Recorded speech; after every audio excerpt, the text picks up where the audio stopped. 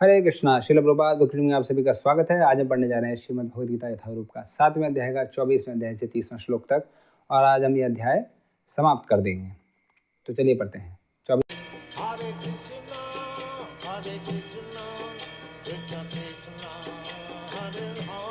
24वां श्लोक। अव्यक्तं व्यक्तिमापन्नं मन्यन्ते मामबुद्धयः परं भावं अजानन्तो ममावयम् अनुत्तमम्। भावार्थ: बुद्धिहीन मनुष्य मुझको ठीक से न जानने के कारण सोचते हैं कि मैं भगवान कृष्ण पहले निराकार था और अब मैंने इस स्वरूप को धारण किया है। वे अपने अल्प ज्ञान के कारण मेरी अविनाशी तथा सर्वोच्च प्रकृति को नहीं जान पाते। तो आज के टॉपिक बहुत इंपॉर्टेंट है, बहुत महत्वपूर्ण। हमें इस बात का ध्यान देना चाहिए कि आज भगवान इस बात को सिद्ध करेंगे कि कैसे वो सर्वोपरि हैं, वो ब्रह्म से ऊपर हैं, और ऐसा नहीं कि वो ब्रह्म से आए हैं। कई बार लोगों के बहुत बड़े संकोच रहता है, डाउट रहता है, पहला क्या है, आज वो हम क्लियर करेंगे। तात्पर्य: देवताओं के उपासकों को अल्पज्ञ कहा जा चुका है और इस श्लोक में निर्विशेषवादियों को भी अल्पज्ञ कहा गया है। भगवान कृष्ण अपने साकार रूप में यहाँ पर अर्जुन से बात कर रहे हैं, किंतु तब भी निर्विशेषवादी अपने अज्ञान के कारण तर्क कहते हैं कि परमेश्वर का अंततः कोई स्वरूप नहीं होता। श्री रामानुजाचार्य की परंपरा के महान भगवत भक्त यमुनाचार्य ने इस संबंध में 2 अत्यंत उपयुक्त श्लोक कहे हैं। त्वं शील रूप चरित परमा प्रकष्ट सत्वेन सात्विकतया प्रबलश्च शास्त्रे प्रख्यात दैव परमार्थ विदम मतश्च नैवासुर प्रकृतया प्रभवन्ति बोधम। अर्थात, हे प्रभु, व्यासदेव तथा नारद जैसे भक्त आपको भगवान रूप में जानते हैं। मनुष्य विभिन्न वैदिक ग्रंथों को पढ़कर आपके गुण, रूप तथा कार्यों को जान सकता है और इस तरह आपको भगवान के रूप में समझ सकता है, किंतु जो लोग रजो तथा तमोगुण के वश में हैं, ऐसे असुर तथा अभक्त गण आपको नहीं समझ पाते। ऐसे अभक्त वेदांत, उपनिषद तथा वैदिक ग्रंथों की व्याख्या करने में कितने ही निपुण क्यों न हों, वे भगवान को नहीं समझ पाते। ब्रह्म संहिता में यह बताया गया है कि केवल वेदांत साहित्य के अध्ययन से भगवान को नहीं समझा जा सकता। परम पुरुष को केवल भगवत कृपा से जाना जा सकता है। अतः इस श्लोक में स्पष्ट रूप से कहा गया है कि न केवल देवताओं के उपासक अल्पज्ञ होते हैं, अपितु वे अभक्त भी जो कृष्ण भावनामृत से रहित हैं, जो वेदांत तथा वैदिक साहित्य के अध्ययन में लगे रहते हैं, अल्पज्ञ हैं और उनके लिए ईश्वर के साकार रूप को समझ पाना संभव नहीं है। जो लोग परम सत्य को निर्विशेष करके मानते हैं, वे अबुद्धयः बताए गए हैं, जिसका अर्थ है वे लोग जो परम सत्य के परम स्वरूप को नहीं समझते। श्रीमद् भागवत में बताया गया है कि निर्विशेष ब्रह्म से ही परम अनुभूति प्राप्त होती है और ऊपर उठती हुई अंतर्यामी परमात्मा तक जाती है, किंतु परम सत्य की अंतिम अवस्था तो भगवान है। आधुनिक निर्विशेषवादी तो और भी अधिक अल्पज्ञ हैं, क्योंकि वे अपने पूर्वगामी शंकराचार्य को भी अनुसरण नहीं करते, जिन्होंने स्पष्ट बताया है कि कृष्ण परमेश्वर हैं। अतः निर्विशेषवादी परम सत्य को न जानने के कारण सोचते हैं कि कृष्ण देवकी तथा वसुदेव के पुत्र हैं, या कि राजकुमार हैं, या कि शक्तिमान जीवात्मा हैं। श्रीमद् भगवद गीता में भी इसकी भर्त्सना की गई है। अवजानन्ति मां मूढ़ा मानुषिम तनुमाश्रितम। केवल मूर्ख ही मुझे सामान्य रूप मानते हैं। तथ्य तो यह है कि कोई बिना भक्ति के कारण कृष्ण भावनामृत विकसित नहीं किए बिना कृष्ण को नहीं समझ सकता। इसकी पुष्टि भागवतम में की गई है। अथापि ते देव पदाम्बुजं द्वय प्रसादलेशानुगृहीत एव हि जानाति तत्त्वं भगवन् महिम्नो न चान्य एकोऽपि चिरं विचिन्वन्। अर्थात, हे प्रभु, यदि कोई आपके चरण कमलों की रंच मात्र भी कृपा प्राप्त कर लेता है तो वह आपकी महानता को समझ सकता है, किंतु जो लोग भगवान को समझने के लिए मानसिक कल्पना करते हैं, वे वेदों का वर्षों तक अध्ययन करके भी समझ नहीं पाते। कोई न तो मनोधर्म द्वारा, न ही वैदिक साहित्य की व्याख्या द्वारा भगवान कृष्ण या उनके स्वरूप को समझ सकता है। भक्ति के कारण ही उन्हें समझा जा सकता है। जब मनुष्य हरे कृष्ण कृष्ण कृष्ण हरे हरे, हरे राम राम राम हरे हरे, इस महानतम जप से प्रारंभ करके कृष्ण भावनामृत में पूर्णतः तन्मय हो जाता है, तभी वह भगवान को समझ सकता है। अभक्त निर्विशेषवादी मानते हैं कि भगवान कृष्ण का शरीर इसी भौतिक प्रकृति का बना है और उन्हें उनके कार्य, उनका रूप इत्यादि सभी माया है। ये निर्विशेषवादी मायावादी कहलाते हैं। ये परम सत्य को नहीं जानते। 20वें श्लोक में स्पष्ट है, कामस्तैर्हितज्ञानः प्रपद्यन्ते अन्य देवता। जो लोग काम इच्छाओं से अंधे हैं वह अन्य देवताओं की शरण जाते हैं। यह स्वीकार किया गया है कि भगवान के अतिरिक्त अन्य देवता भी नहीं हैं, जिनके अपने अपने लोक हैं और भगवान का भी अपना लोक है। जैसा कि 23वें श्लोक में कहा गया है, देवान देव यजो यान्ति भक्तता यान्ति मामपि। देवताओं के उपासक उनके लोकों को जाते हैं और जो कृष्ण के भक्त हैं वे कृष्ण लोक को जाते हैं। यद्यपि यह स्पष्ट कहा गया है, किंतु जो भी मूर्ख मायावादी यह मानते हैं कि भगवान निर्विशेष हैं और ये विभिन्न रूप उन पर ऊपर से थोपे गए हैं, क्या गीता के अध्ययन से ऐसा प्रतीत होता है कि देवता तथा उनके धाम निर्विशेष हैं? स्पष्ट है कि न तो देवतागण न ही कृष्ण निर्विशेष हैं। वे सभी व्यक्ति हैं। भगवान श्री कृष्ण परमेश्वर हैं, उनका अपना लोक है और देवताओं के भी अपने अपने लोक हैं। अतः यह अद्वैतवादी तर्क की परम सत्य निर्विशेष है और रूप ऊपर से थोपा यानी आरोपित हुआ है, सत्य नहीं उतरता। यहाँ स्पष्ट बताया गया है कि यह ऊपर से थोपा हुआ नहीं है। भगवद्गीता से हम स्पष्टतया समझ सकते हैं कि देवताओं के रूप तथा परमेश्वर का स्वरूप साथ साथ विद्यमान है और भगवान कृष्ण सच्चिदानंद रूप हैं। वेद भी पुष्टि करते हैं कि परम सत्य आनंदमयोऽभ्यासात्, अर्थात वे स्वभाव से ही आनंद में हैं और वे अनंत शुभ गुणों के आगार हैं। गीता में भगवान कहते हैं कि यद्यपि वे अज यानी अजन्मा हैं तो भी वे प्रकट होते हैं। भगवद गीता से हम इन सारे तथ्यों को जान सकते हैं। अतः हम यह नहीं समझ पाते भगवान किस तरह निर्विशेष हैं। जहाँ तक गीता के कथन हैं उनके अनुसार निर्विशेषवादी अद्वैतवादियों का यह आरोपित सिद्धांत मिथ्या है। यहाँ यह स्पष्ट है कि परम सत्य भगवान कृष्ण के रूप और व्यक्तिगत दोनों हैं। 25वां श्लोक, नाहं प्रकाश सर्वस्य योग माया समावृतः मूढ़ोऽयं नाभिजानाति लोको माम् अजम् अव्ययम्। भावार्थ, मैं मूर्खों तथा अल्पज्ञों के लिए कभी भी प्रकट नहीं हूँ।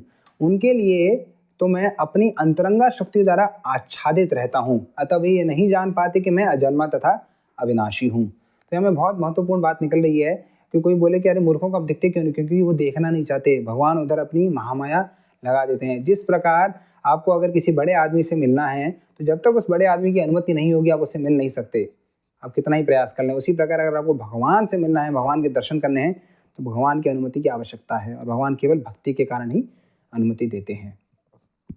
तात्पर्य, यह तर्क दिया जा सकता है कि जब कृष्ण इस पृथ्वी पर विद्यमान थे और सबों के लिए दृश्य थे, तो अब वे सबों के समक्ष क्यों नहीं प्रकट होते? किंतु वास्तव में वे हर एक के समक्ष प्रकट नहीं थे। जब कृष्ण विद्यमान थे तो उन्हें भगवान रूप में समझने वाले व्यक्ति थोड़े ही थे। जब कुरु सभा में शिशुपाल ने कृष्ण के सभाध्यक्ष चुने जाने का विरोध किया तो भीष्म ने कृष्ण के नाम का समर्थन किया और उन्हें परमेश्वर घोषित किया। इसी प्रकार पांडव तथा कुछ अन्य लोग उन्हें परमेश्वर के रूप में जानते थे, किंतु सभी ऐसे नहीं थे। अभक्तों तथा सामान्य व्यक्ति के लिए वे प्रकट नहीं थे। इसलिए भगवद गीता में कृष्ण कहते हैं कि उनके विशुद्ध भक्तों के अतिरिक्त अन्य सारे लोग उन्हें अपनी तरह समझते हैं।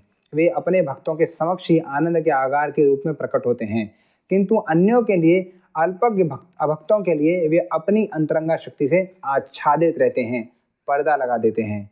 श्रीमद् भागवतम में कुंती ने अपनी प्रार्थना में कहा है कि भगवान योग माया के आवरण से आवृत हैं, अतः सामान्य लोग उन्हें समझ नहीं पाते। ईशोपनिषद में 15वें श्लोक में इस योग माया आवरण की पुष्टि हुई है, जिसमें भक्त प्रार्थना करता है, हिरण्यमयेन पात्रेण सत्यस्यापेहितं मुखं तत्त्वं पूषन् अपावृणु सत्यधर्माय दृष्टये। भावार्थ, हे भगवान, आप समग्र ब्रह्मांड के पालक हैं और आपकी भक्ति सर्वोच्च धर्म है। अतः मेरी प्रार्थना है कि आप मेरा भी पालन करें। आपका दिव्य रूप योग माया से आवृत है। ब्रह्म ज्योति आपकी अंतरंगा शक्ति का आवरण है। कृपया इस तेज को हटा लें, क्योंकि यह आपके सच्चिदानंद विग्रह के दर्शन में बाधक है। भगवान अपने दिव्य सच्चिदानंद रूप में ब्रह्म ज्योति की अंतरंगा शक्ति से आवृत हैं, जिसके फलस्वरूप अल्पज्ञानी निर्विशेषवादी परमेश्वर को नहीं देख पाते। श्रीमद् भागवतम में ब्रह्मा द्वारा की गई यह स्तुति है, हे भगवान, हे परमात्मा, हे समस्त रहस्यों के स्वामी, संसार में ऐसा कौन है जो आपकी शक्ति तथा लीलाओं का अनुमान लगा सके। आप सदैव अपने अंतरंगा शक्ति का विस्तार करते हैं, अतः कोई भी आपको नहीं समझ पाता। विज्ञानी तथा विद्वान भले ही भौतिक जगत के परमाणु संरचना का या कि विभिन्न ग्रहों के अन्वेषण कर लें, किंतु अपने समक्ष आपके विद्यमान होते हुए भी वे आपकी शक्ति की गणना करने में असमर्थ हैं। भगवान कृष्ण न केवल अजन्मा हैं, अपितु अव्यय भी हैं। वे सच्चिदानंद रूप हैं और उनकी शक्तियां अव्यय हैं। श्लोक। वेदाहं समतीतानि वर्तमानानि चार्जुन, भविष्यानि च भूतानि माम तु वेद न कश्चन। भावार्थ, हे अर्जुन, श्री भगवान होने के नाते मैं जो कुछ भूतकाल में घटित हो चुका है, जो वर्तमान में घटित हो रहा है और जो आगे होने वाला है, वह सब कुछ जानता हूँ। मैं समस्त जीवों को भी जानता हूँ, किंतु मुझे कोई नहीं जानता। तात्पर्य, यहाँ पर साकारता तथा निराकारता का स्पष्ट उल्लेख है। यदि भगवान कृष्ण का स्वरूप माया होता, जैसे कि मायावादी मानते हैं, तो उन्हें भी जीवात्मा की भांति अपना शरीर बदलना पड़ता और विगत जीवन के विषय में सब कुछ विस्मरण हो जाता। कोई भी भौतिक देहधारी अपने विगत जीवन की स्मृति बनाए नहीं रख पाता, न ही वह भावी जीवन के विषय में या वर्तमान जीवन की उपलब्धि के विषय में भविष्यवाणी कर सकता है। अतः वह यह नहीं जानता कि भूत, वर्तमान तथा भविष्य में क्या घट रहा है। भौतिक कल्मश से मुक्त हुए बिना वह ऐसा नहीं कर सकता। सामान्य मनुष्यों से भिन्न भगवान कृष्ण स्पष्ट कहते हैं कि वह भली भांति जानते हैं कि भूतकाल में क्या घटा, वर्तमान में क्या हो रहा है और भविष्य में क्या होने वाला है, लेकिन सामान्य मनुष्य ऐसा नहीं जानते। चतुर्थ अध्याय में भी हम देख पाते हैं कि लाखों वर्ष पूर्व उन्होंने सूर्यदेव भगवस्वान को जो उपदेश दिया था, वह उन्हें स्मरण है। कृष्ण प्रत्येक जीव को जानते हैं, क्योंकि वे सबों के हृदय में परमात्मा रूप में स्थित हैं। किंतु अल्पज्ञानी प्रत्येक जीव के हृदय में परमात्मा रूप में स्थित होने तथा श्री भगवान के रूप में उपस्थित रहने पर भी श्री कृष्ण को परम पुरुष के रूप में नहीं जान पाते, भले ही वह निर्विशेष ब्रह्म को क्यों न समझ लेते हों। निसंदेह श्री कृष्ण का दिव्य शरीर अनश्वर है। वे सूर्य के समान हैं और माया बादल के समान है। भौतिक जगत में हम सूर्य को देखते हैं, बादलों को देखते हैं और विभिन्न नक्षत्र तथा ग्रहों को देखते हैं। आकाश में बादल इन सबों को अल्पकाल के लिए ढक सकता है, किंतु यह आवरण हमारी दृष्टि तक ही सीमित है। सूर्य, चंद्रमा तथा तारे सचमुच दिखे नहीं होते। इसी प्रकार माया परमेश्वर को आच्छादित नहीं कर सकती। वह अपनी अंतरंगा शक्ति के कारण अल्पज्ञों को दृश्य नहीं होते। जैसा कि इस अध्याय के 3 श्लोक में कहा गया है कि करोड़ों मनुष्यों में से कुछ ही सिद्ध बनने का प्रयत्न करते हैं और सहस्रों ऐसे सिद्ध पुरुषों में से कोई एक भगवान कृष्ण को समझ पाता है। भले ही कोई निराकार ब्रह्म या अंतर्यामी परमात्मा को अनुभूति के कारण सिद्ध हो ले, किंतु कृष्ण भावान्वित के बिना वह भगवान कृष्ण को समझ नहीं सकता। 27वां श्लोक। इच्छा द्वेष समुत्थेन द्वंद्व मोहेन भारत, सर्वभूतानि सम्मोहं सर्गे यान्ति परंतप। भावार्थ, हे भरतवंशी, हे शत्रु विजेता, समस्त जीव जन्म लेकर इच्छा तथा घृणा से उत्पन्न द्वंद्वों से मोहग्रस्त होकर मोह को प्राप्त होते हैं। तात्पर्य, जीव की स्वाभाविक स्थिति शुद्ध ज्ञान रूप में परमेश्वर की अधीनता है। मोहवश वह मनुष्य इस शुद्ध ज्ञान से दूर हो जाता है और वह माया के वशीभूत हो जाता है और भगवान को नहीं समझ पाता। यह माया इच्छा तथा घृणा के द्वंद्व रूप में प्रकट होती है और इसी इच्छा तथा घृणा के कारण मनुष्य परमेश्वर से तदाकार होना चाहता है और भगवान के रूप में कृष्ण से ईर्ष्या करता है। किंतु शुद्ध भक्त इच्छा तथा घृणा से मोहग्रस्त नहीं होता, अतः वह समझ सकते हैं कि भगवान श्री कृष्ण अपनी अंतरंगा शक्ति से प्रकट होते हैं। पर जो द्वंद्व तथा अज्ञान के कारण मोहग्रस्त हैं, वे यह सोचते हैं कि भगवान भौतिक शक्तियों द्वारा उत्पन्न हैं। यही उनका दुर्भाग्य है। ऐसे मोहग्रस्त व्यक्ति मान अपमान, सुख दुख, स्त्री पुरुष, अच्छा बुरा, आनंद पीड़ा जैसे द्वंद्वों में रहते हुए सोचते हैं, यह मेरी पत्नी है, यह मेरा घर है, मैं इस घर का स्वामी हूँ, मैं इस स्त्री का पति हूँ। यही मोह के द्वंद्व हैं। जो लोग ऐसे द्वंद्वों से मोहग्रस्त रहते हैं, वे निपट मूर्ख और हैं और वे भगवान को नहीं समझ सकते। 28वां श्लोक। येषां त्वन्तगत पापं जनानां पुण्यकर्मणां ते द्वन्द्वमोह निर्मुक्ता भजन्ते मां दृढ़व्रता। भावार्थ, जिन मनुष्यों ने पूर्व जन्मों में तथा इस जन्म में पुण्य कर्म किए हैं और जिनके पाप कर्मों का पूर्णतया उच्छेदन हो चुका होता है, वे मोह के द्वंद्वों से मुक्त हो जाते हैं और वे संकल्प पूर्वक मेरी सेवा में तत्पर होते हैं। तात्पर्य, इस अध्याय में उन लोगों का उल्लेख है जो दिव्य पद को प्राप्त करने के अधिकारी हैं। जो पापी, नास्तिक, मूर्ख तथा कपटी हैं, उनके लिए इच्छा तथा घृणा के द्वंद्व को पार कर पाना कठिन है। केवल ऐसे पुरुष भक्ति स्वीकार करके क्रमशः भगवान के शुद्ध ज्ञान को प्राप्त करते हैं, जिन्होंने धर्म के विधि विधानों का अभ्यास करने, पुण्य कर्म करने तथा पाप कर्मों के जीतने में अपना जीवन लगाया है। फिर वे क्रमशः भगवान का ध्यान समाधि में करते हैं। आध्यात्मिक पद पर आसीन होने की यही विधि है। शुद्ध भक्तों की संगति में कृष्ण भावनामृत के अंतर्गत ही ऐसी पद प्राप्ति संभव है, क्योंकि महान भक्तों की संगति से ही मनुष्य मोह से उबर सकता है। श्रीमद् भागवतम में कहा गया है कि यदि कोई सचमुच मुक्ति चाहता है तो उसे भक्तों की सेवा करनी चाहिए। महत् सेवाम द्वारम आहुर विमुक्ते। किंतु जो भौतिकवादी पुरुषों की संगति करता है वह संसार के गहन अंधकार की ओर अग्रसर होता है। तमो द्वारम योषिताम संगी संगम। भगवान के सारे भक्त विश्व भर का भ्रमण इसलिए करते हैं जिससे वे बद्ध जीवों को उनके मोह से उबार सकें। मायावादी यह नहीं जान पाते कि परमेश्वर के अधीन अपनी स्वाभाविक स्थिति को भूलना ही ईश्वर नियम की सबसे बड़ी अवहेलना है। जब तक वह अपनी स्वाभाविक स्थिति को पुनः प्राप्त नहीं कर लेता, तब तक परमेश्वर को समझ पाना यह संकल्प के साथ उनकी दिव्य प्रेमा भक्ति में पूर्णतः प्रवृत्त हो पाना कठिन है। 29वां श्लोक। जरा मरण मोक्षाय माम आश्रित्य यतन्ति ये ते ब्रह्म तद्विदु कृत्स्नम अध्यात्मम कर्म चाखिलम। अर्थात जो जरा तथा मृत्यु से मुक्ति पाने के लिए यत्नशील रहते हैं, वे बुद्धिमान व्यक्ति मेरी भक्ति की शरण ग्रहण करते हैं।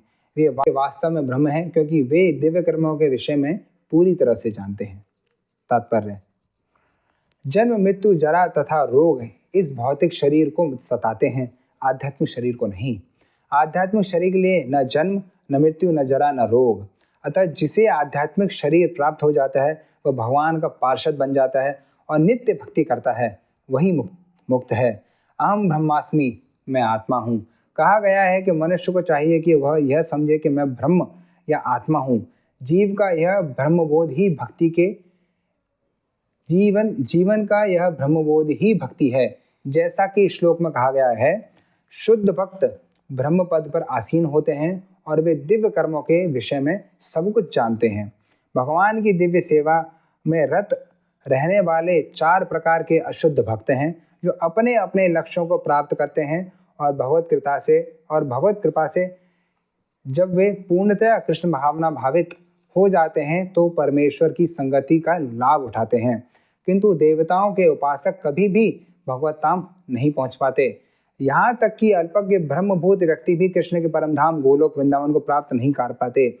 केवल ऐसे व्यक्ति जो कृष्ण भावनामृत में कर्म करते हैं, माम आश्रित्य, वे ही ब्रह्म कहलाते हैं, वे ही ब्रह्म कहलाने के अधिकारी होते हैं, क्योंकि वे सचमुच ही कृष्ण धाम पहुँचने के लिए प्रयत्नशील रहते हैं। ऐसे व्यक्तियों को कृष्ण के विषय में कोई भ्रांति नहीं रहती और वे सचमुच ब्रह्म हैं।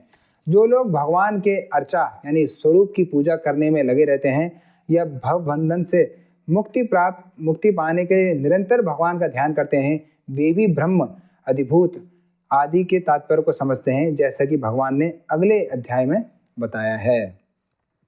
30वां श्लोक। साधिभूताधिदैवं मां साधियज्ञं च ये विदुः प्रयाणकाले अपि च मां ते विदुर्युक्तचेतसः। भावार्थ, जो मुझ परमेश्वर को मेरी पूर्ण चेतना में रहकर मुझे जगत का, देवताओं का तथा समस्त यज्ञ विधियों का नियामक जानते हैं, वे अपनी मृत्यु के समय भी मुझ भगवान को जान और समझ सकते हैं। तात्पर्य, कृष्ण भावनामृत में कर्म करने वाले मनुष्य कभी भी भगवान को पूर्णतः समझने के पथ से विचलित नहीं होते।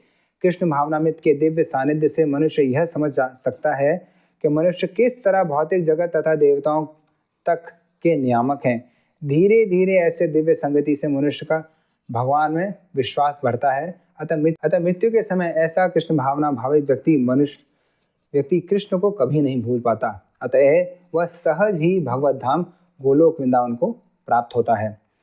यह 7वां अध्याय विशेष रूप से बताता है कि किस प्रकार से पूर्णतया कृष्ण भावना भावित हो सकता है। कृष्ण भावना का शुभारंभ ऐसे व्यक्तियों के सानिध्य से होता है जो कृष्ण भावना भावित होते हैं। ऐसा सानिध्य आध्यात्मिक होता है और इससे मनुष्य प्रत्यक्ष भगवान के संसर्ग में आता है और भगवत कृपा से वह कृष्ण को भगवान समझ सकता है। साथ ही वह जीव के वास्तविक स्वरूप को समझ सकता है और यह समझ सकता है कि किस प्रकार जीव कृष्ण को भुलाकर भौतिक कार्यों में उलझ जाता है। सत्संगति में रहने से कृष्ण भावना के क्रमिक विकास से जीव यह समझ सकता है कि किस प्रकार कृष्ण को भुलाने से वह प्रकृति के नियमों द्वारा बद्ध हुआ है। वह यह भी समझ सकता है कि मनुष्य जीवन कृष्ण भावनामृत को पुनः प्राप्त करने के लिए मिला है, अतः इसका सदुपयोग परमेश्वर को अहेतु की कृपा प्राप्त करने के लिए करना चाहिए। अतः इसका सदुपयोग परमेश्वर की अहेतु की कृपा प्राप्त करने के लिए करना चाहिए। इस अध्याय में जिन अनेक विषयों की विवेचना की गई है वे हैं दुख से पड़ा हुआ मनुष्य, जिज्ञासु मानव, अभावग्रस्त मानव, ब्रह्म ज्ञान, परमात्मा ज्ञान, जन्म मृत्यु तथा रोग से मुक्ति एवं परमेश्वर की पूजा। किंतु जो व्यक्ति वास्तव में कृष्ण भावनामृत को प्राप्त है वह विभिन्न विधियों की परवाह नहीं करता। वह सीधे कृष्ण भावनामृत के कार्य में ही प्रवृत्त होता है और उसे ही भगवान कृष्ण से नित्य दास के रूप में अपनी स्वाभाविक स्थिति को प्राप्त करता है। ऐसी अवस्था में वह शुद्ध भक्ति में परमेश्वर के श्रवण तथा गुणगान में आनंद प्राप्त करता है। उसे पूर्ण विश्वास रहता है कि ऐसा करने से उसके सारे उद्देश्यों की पूर्ति होती है। ऐसी दृढ़ श्रद्धा दृढ़ व्रत कहलाती है और यह भक्ति योग या दिव्य प्रेमा भक्ति की शुरुआत होती है। समस्त शास्त्रों का भी यही मत है। भगवद गीता का यह 7वां अध्याय इसी निश्चय का सारांश है।